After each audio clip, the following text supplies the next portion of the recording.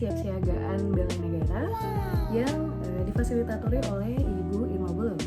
Kemampuan awal bela negara meliputi kesiapsiagaan jasmani, kesiapsiagaan mental, menjunjung tinggi kearifan lokal, dan memiliki etiket moral, di mana kesiapsiagaan jasmani berkaitan dengan kesehatan jasmani dan juga kesiapsiagaan mental berkaitan dengan kesehatan mental.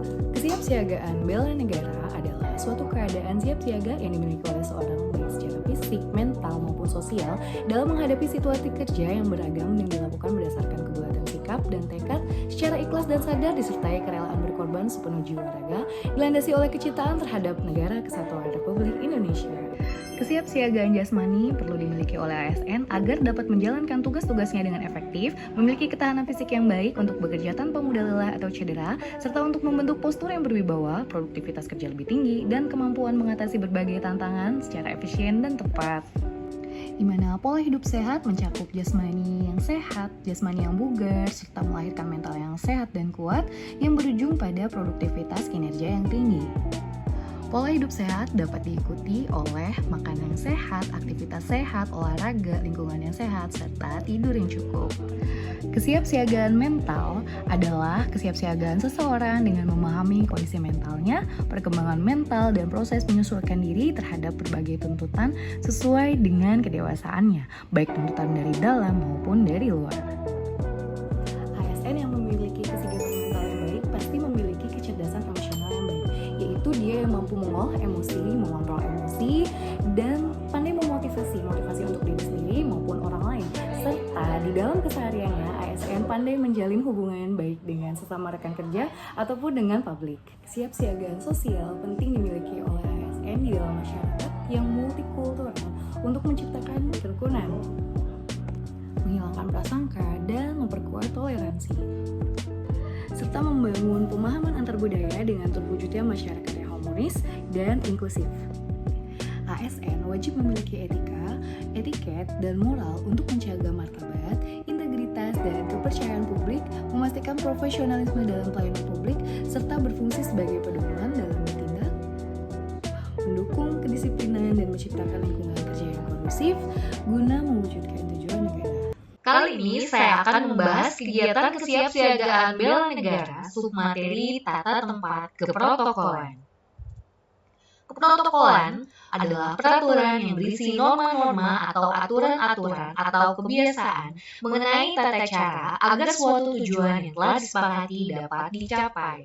Protokolan menurut Undang-Undang Nomor 9 Tahun 2010 adalah serangkaian kegiatan yang berkaitan dengan aturan dalam acara kenegaraan atau acara resmi yang meliputi tata tempat, tata upacara, dan tata penghormatan sebagai bentuk penghormatan kepada seseorang sesuai dengan jabatan atau kedudukannya dalam negara, pemerintah, atau masyarakat. Tata tempat menurut pasal 1 ayat 7 pada Peraturan Pemerintah Nomor 62 Tahun 90. Aturan mengenai urutan tempat bagi pejabat negara, pejabat pemerintah, dan tokoh masyarakat tertentu dalam acara kenegaraan atau acara resmi. Aturan dasar tata tempat. Jika menghadap meja, maka tempat utama adalah yang menghadap ke pintu keluar dan tempat terakhir adalah tempat yang paling dekat dengan pintu keluar. Aturan tata tempat pemerintah pusat dari Undang-Undang Nomor 9 Tahun 2010. Aturan tata tempat bagi pejabat negara dan pejabat pemerintah pusat diawali dari presiden dan diakhiri oleh bupati atau wali kota. Orang yang berhak mendapat tata urutan yang pertama adalah mereka yang mempunyai jabatan tertinggi yang bersangkutan mendapatkan urutan paling depan atau paling mendahului. Jika menghadap meja, maka tempat utama adalah yang menghadap ke pintu keluar dan tempat terakhir adalah tempat yang paling dekat dengan pintu keluar. Pada posisi berjajar pada garis yang sama, tempat yang terhormat adalah pertama, tempat yang paling tengah, kedua, tempat sebelah kanan luar, atau rumusnya posisi sebelah kanan pada umumnya selalu lebih terhormat dari posisi sebelah kiri. Pada gambar 1, aturan tata tempat berdiri, apabila pimpinan yang melakukan jabat tangan, maka pimpinan datang dari sebelah kanan. Maka aturan barisannya adalah posisi tertinggi berada di sebelah kanan, lanjut ke sebelah kiri. Apabila staf atau masyarakat yang menjabat tangan, maka aturan pimpinan sampai ke bawahnya adalah baris dari sebelah kiri. Apabila tidak berjabat tangan, maka posisi tertinggi tetap berada di tengah dan diikuti posisi berikutnya secara simetris dari kanan ke kiri. Aturan ini menjaga penghormatan dan ketertiban dalam acara resmi dan staf atau masyarakat masuk melalui sebelah kiri. Dalam keprotokolan tata tempat posisi duduk juga diatur berdasarkan jabatan.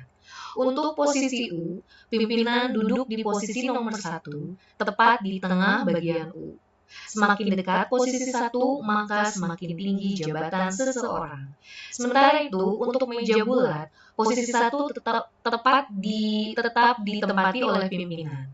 Posisi selanjutnya bergantian dari ke kanan menuju ke kiri, menuju pimpinan melingkar berdasarkan hierarki jabatan.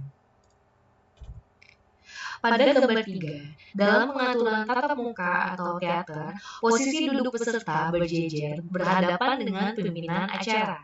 Pimpinan duduk di depan yaitu pada posisi nomor 1, semakin dekat dengan posisi pimpinan menunjukkan semakin tinggi jabatan atau kehormatan peserta. Susunan tempat duduk disusun simetris dari tengah, ke kanan, dan ke kiri. Tata tempat ini banyak digunakan dalam seminar, sosialisasi, atau pertemuan besar yang bersifat formal satu arah. Aturan dasar tata tempat.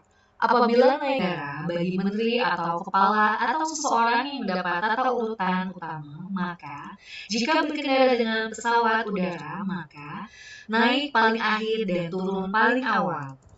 Sementara apabila naik kendaraan seperti kapal laut, kereta api, dan mobil, untuk menteri dan kepala atau seseorang yang mendapat tata urutan paling utama, maka naik dan turun paling dahulu. Orang yang paling dihormati selalu datang paling akhir dan pulang paling dahulu. Jajar kehormatan atau receiving line. Pertama, orang yang paling dihormati harus datang dari sebelah kanan dari pejabat yang menyambut.